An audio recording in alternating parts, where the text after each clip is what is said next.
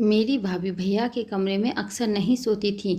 किसी रात भैया के कमरे में सोती थीं तो अगली सुबह भाभी रोते-रोते बाहर निकलतीं।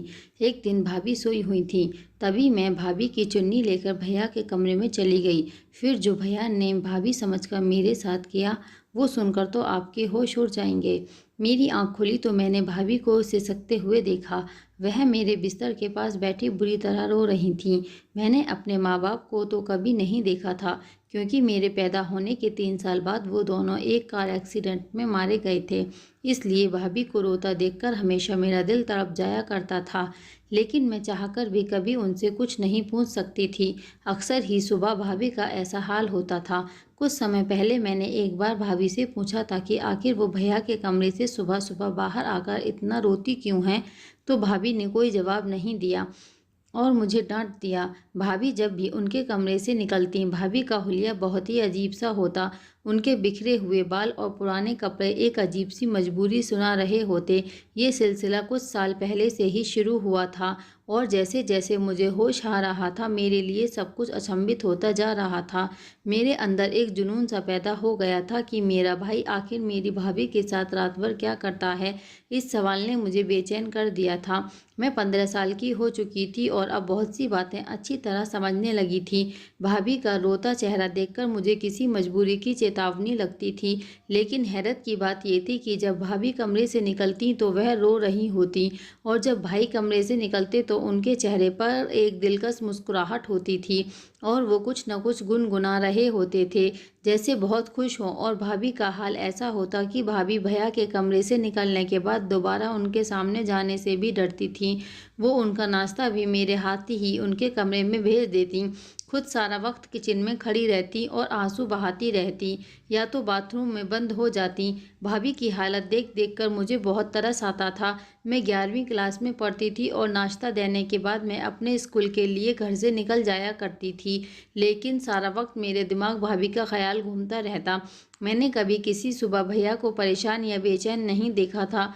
वो हमेशा ही बहुत खुशी से नाश्ता करने बैठते और उनका चेहरा बहुत खुश दिखता था, जबकि भाभी को देखकर ऐसा लगता कि किसी भी पल भाभी को कुछ भी हो जाएगा। अक्सर मैं नाश्ता बनाते हुए भाभी के शरीर को कँप-कँपाते हुए भी देखती थी। मेरा दिल चाहता था कि मैं भाभी से पूछूं कि भाई रात को उनके साथ ऐसा क्या करते हैं जो उनका इतना बुरा हाल हो जाता है, मगर भाई के नाम पर भाभी के चेहरे पर खौफ नज़र आने लगता था। भाभी हर रात भैया के कमरे में सोने के लिए नहीं जाती थीं, बल्कि वह मेरे साथ ही सोती थीं। कभी उन्हें ज़बरदस्ती भैया अपने साथ कमरे में ले जाते थे और भाभी मना करने की कोशिश करती थीं, लेकिन भैया उनकी एक न सुनते।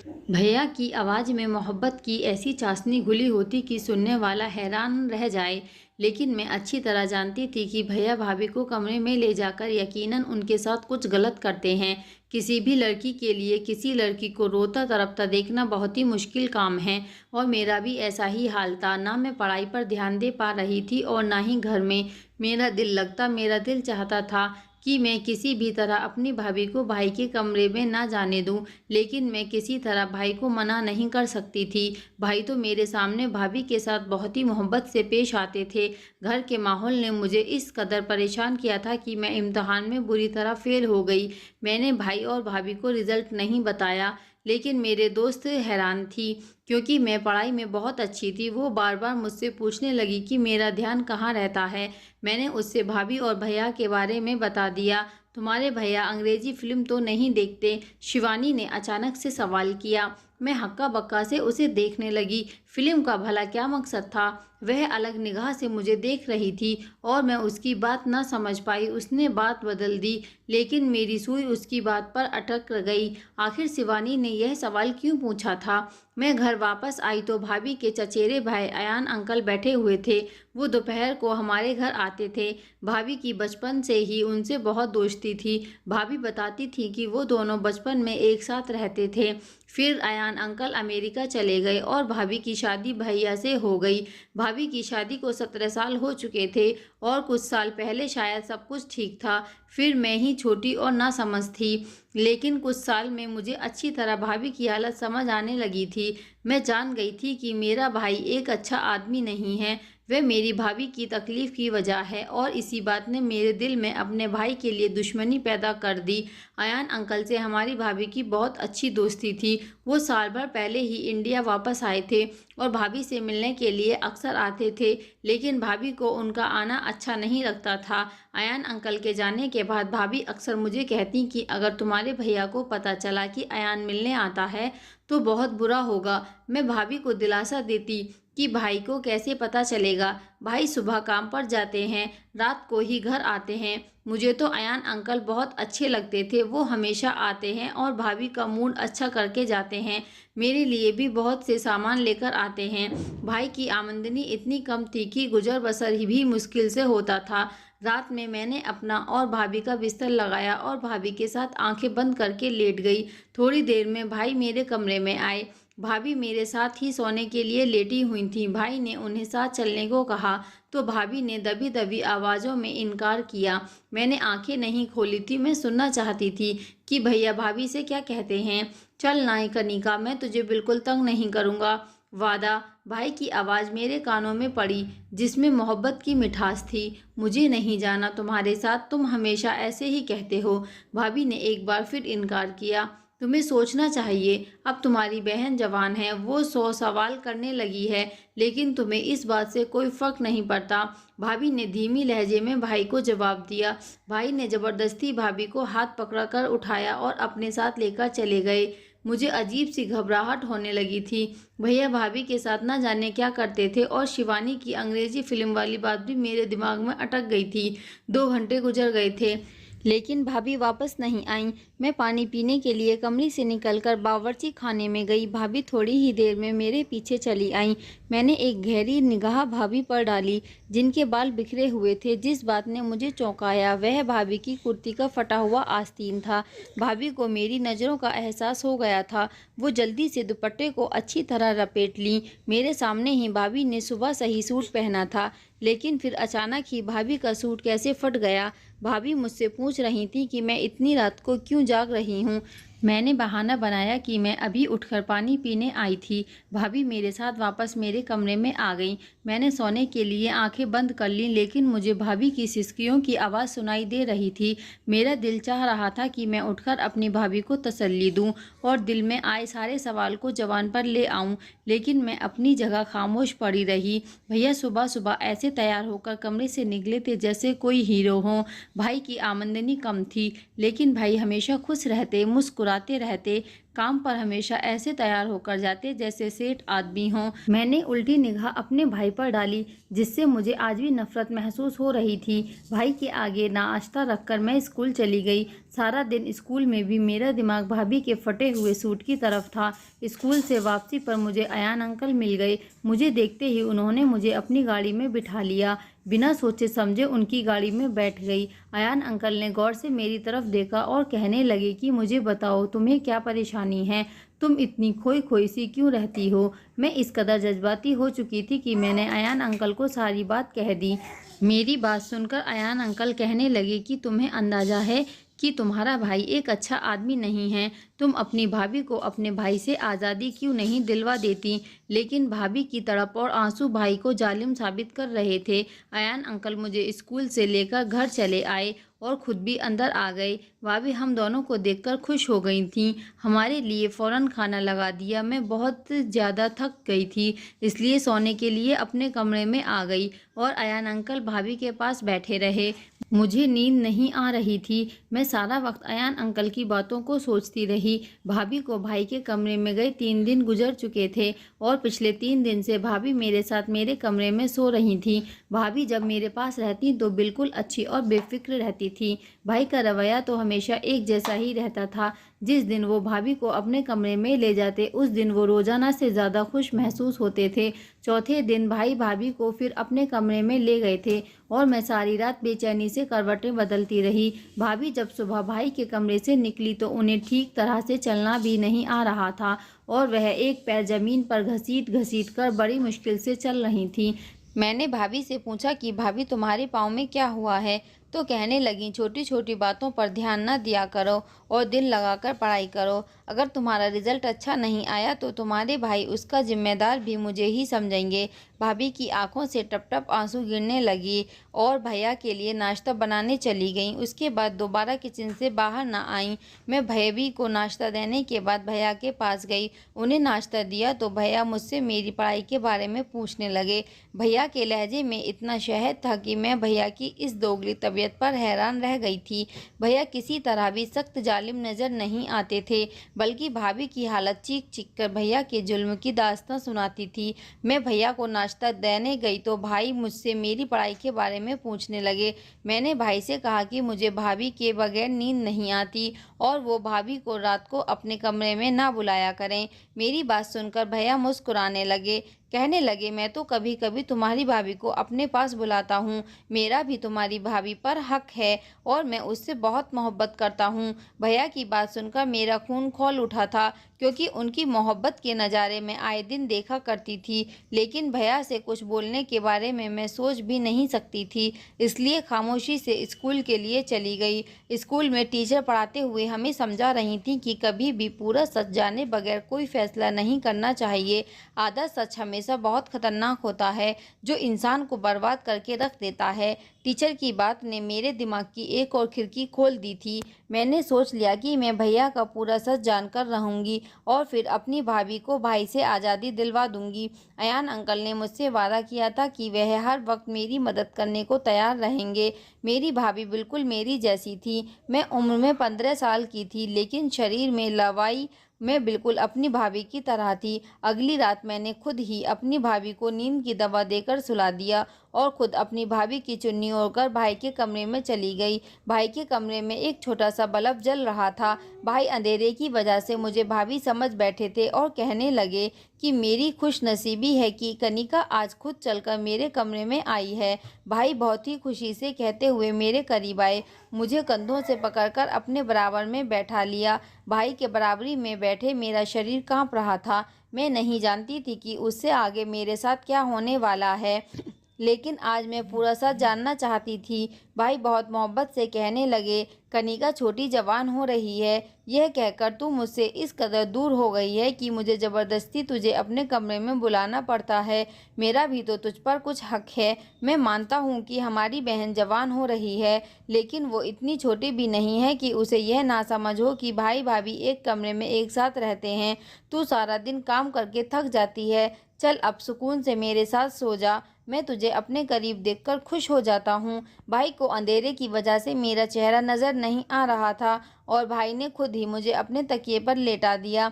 वह बहुत आहिस्ता आहिस्ता मेरे कान के करीब आ बातें करने लगे। वह कह रहे थे कि अपनी आमदनी का कुछ हिस्सा उन्होंने जमा कर लिया है, जिससे वह मेरी शादी करेंगे। उसके बाद जो कुछ भाई ने कहा वो सुनकर मेरे होश उड़ गए। वो कह रहे थे, मैं जानता हूँ कि अयान ने एक बार फिर हमारे घर का रास्ता देख लिया है, लेकिन कनिका मैं तुझे बता देता हूँ कि वो इंसान ठीक नहीं है और ना ही उसकी नीयत अच्छी है। पहले भी एक बार वो तुझे बर्बाद करने की कोशिश कर चुका है और अब तो हमारे घर जवान बहन भी है, इसलिए तो एहतियात का दामन थाम के रखना।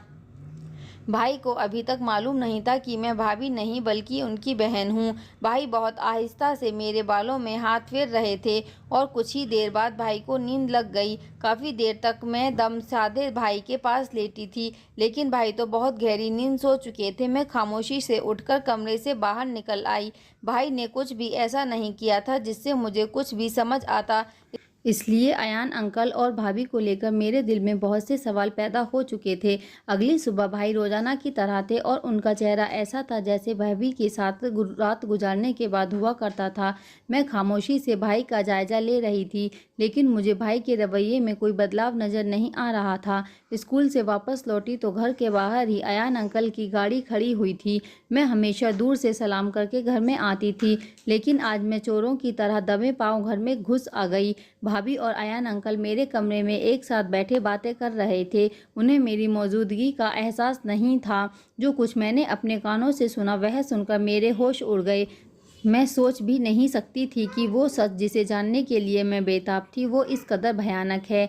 भाभी अयान अंकल से हंसकर कह रही थी कि मैंने अपनी ननंद के दिल में उसके भाई के खिलाफ पूरी तरह नफरत का बीज बोया है और अब वो दिन दूर नहीं जब मेरी ननंद अपने भाई के खिलाफ खड़ी हो जाएगी।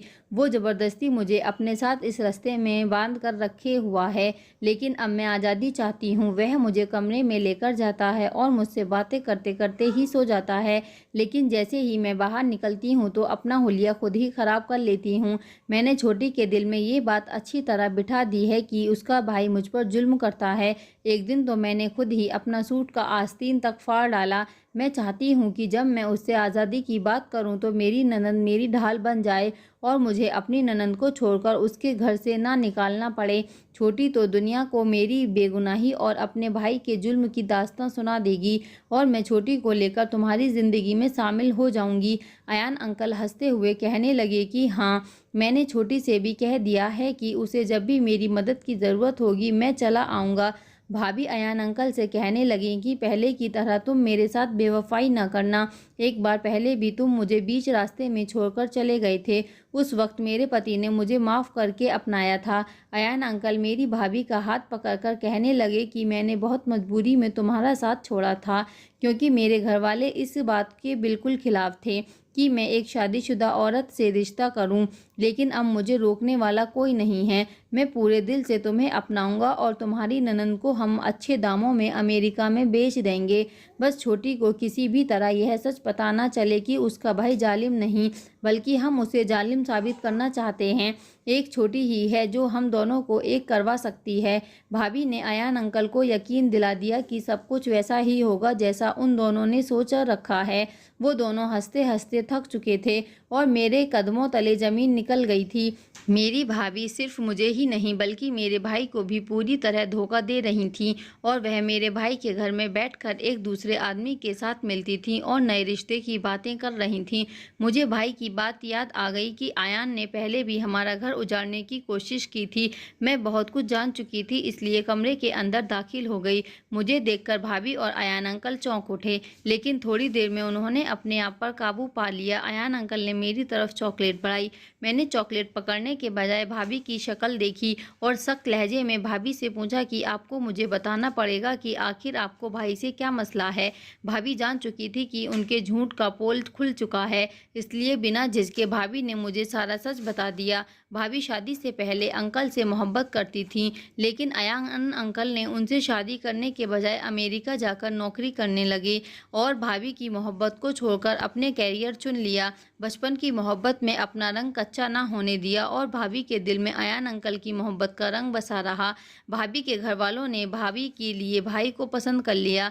भाभी जवान और खूबसूरत थीं, जबकि भाई उम्र में 9 साल बड़े थे और भाई सांवले शक्ल सूरत के मालिक थे, जबकि अयान अंकल हैंडसम थे।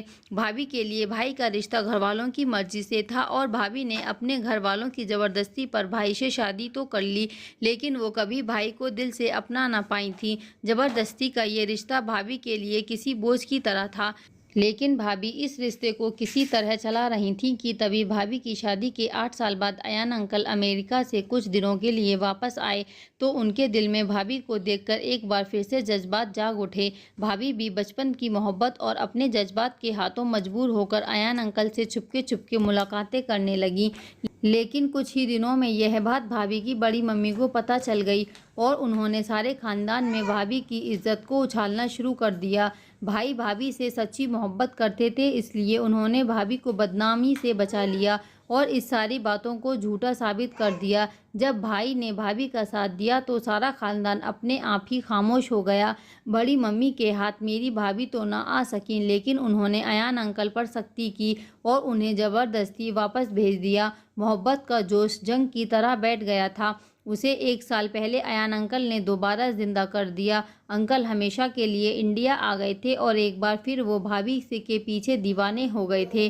भाभी को तो पहले ही दिन से भाई पसंद नहीं थे। हमारे हालात भी कुछ खास नहीं थे, जबकि अयान अंकल के पास अमेरिका का पैसा था और भाभी के लिए भाई को छोड़ना कुछ मुश्किल नहीं था। लेकिन दिक्कत ये थी कि भाई मुझसे भी बहुत मोहब्बत करते थे और भाभी मुझे अपने साथ अमेरिका ले जाना चाहती थीं। इसलिए भाभी ने जानबूझकर यह सारा खेल रचाया और मेरी नज़रों में भाई को गलत साबित कर दिया। भाभी हमदर्दी बटोरकर मुझे अपने साथ ले जाना चाहती थीं, इसलिए हमारे सामने भाई को जालिम साबित किया और खुद बेचारी बनकर रहने लगीं। इतने साल से मैं यही सोच रही थी कि भाई तो कभी ऊंची आवाज़ में हमसे बात तक नहीं किए, फिर वो बंद कमरे में भाभी पर जुल्म कैसे कर सकते हैं। मैंने भाभी से साफ साफ कह दिया कि अगर आपको उसके घर जाना है तो आप जा सकती हैं, लेकिन मैं अपने भोले भाले और वफादार भाई को नहीं छोड़ सकती। अयान अंकल जो पहले भी भाभी को 2 बार छोड़ चुके थे, भाभी उनसे ना जाने कैसे तीसरी बार उम्मीद लगाकर बैठी थी। मुझे अयान अंकल की आंखों में आज पहली बार अपने लिए सिर्फ और सिर्फ ख्वाहिश दिखाई दी थी और मैं जान गई थी कि उस ख्वाहिश को पूरी करने के बाद भाभी उनके किसी काम की नहीं रहेंगी। भाभी ने मुझे आगे के सुहाने सपने दिखाकर इस बात के लिए मजबूर किया था कि मैं उनके साथ चल पड़ूं और भाई को छोड़ दूं, लेकिन मेरे लिए भाई को छोड़ना इतना आसान नहीं था। मेरे लिए मेरे भाई ही सब कुछ थे। अगर मेरे सामने सारा सच न आता तो शायद मैं कुछ गलत फैसला कर बैठती, लेकिन भगवान का शुक्र है कि मैंने अपनी आंखों से सब कुछ देखा था और कानों से सुना था। लेकिन भाभी अंकल के साथ जाने के लिए राजी थी, लेकिन जब अयान अंकल ने देखा कि मैं किसी तरह उनके काबू नहीं आऊँगी और ना ही भाभी के साथ चलूँगी, तो एक बार फिर भाभी से अपनी राह जुदा करके भाभी को छोड़कर गए थे। भाभी को पता चला था कि अयान अंकल भाभी को भी अमेरिका ले जाकर बेचने वाले थे और मेरे साथ भाभी के अच्छे दाम मिल रहे थे, लेकिन जब खरीदार को पता चला कि मैं उनके काबू नहीं आई हूँ तो उन्होंने भाभी को खरीदने से मना कर दिया। वो बहुत ही चालाक और मक्कारी इंसान थे। उन्होंने मेरी भाभी की मोहब्बत को पूरी तरह अपने फ़ायदे के लिए इस्तेमाल करने का सोचा था। भाभी को जब एहसास हुआ कि जज्बात की धार में बहकर वो कितना बड़ा नुकसान करने जा रही थी और भाभी और मैं उनके साथ चले जाते तो वो हमारी इज्जत को एक बार फिर वैसे ही बदनाम करते जैसे बड़ी मम्मी ने भाभी की इज्जत की धज्जियां बिखेरने की कोशिश की थी। ना जाने कौन सा अच्छा काम हम दोनों ननंद भाभी के काम आ गई थी कि हम अयान अंकल के चंगुल से निकल गए थे। रात को भैया घर लौटे तो भाभी ने खुद ही भैया के लिए खाना मंगवाया और अपना बिस्तर भी भैया के कमरे में लगा दिया। भैया की खुशी देखने के लायक थी। भैया सच में भाभी से बहुत मोहब्बत करते थे और ये उनकी मोहब्बत ही थी जो वो भाभी की गलतियों को आज तक नज़रअंदाज करते आए हैं। इतने सालों में पहली बार भाभी को अपनी गलतियों का एहसास हुआ था और उन्होंने भाई को दिल से अपनाया था। अगली सुबह भाई और भाभी हंसते मुस्कुराते कमरे से बाहर निकले थे और मेरे दिल को एक ठंडक का एहसास हुआ था। कभी कभी हम प्यार के नाम पर ऐसा धोखा खाते हैं कि किसी को मुंह दिखाने के लायक नहीं रहते। असल मोहब्बत तो विवाह के बाद ही होती है, जिसमें इंसान एक दूसरे का ढाल बनकर एक दूसरे का ऐब ढक लेता है। दोस्तों, उम्मीद करती हूँ आपको हमारी कहानी पसंद आई होगी। कहानी पसंद आई है तो वीडियो को लाइक करें, चैनल पर नए हैं तो चैनल को सब्सक्राइब करें और हाँ, नोटिफिकेशन बेल को ज़रूर दबाएं ताकि अगली अपडेट आपको सबसे पहले मिले। धन्यवाद।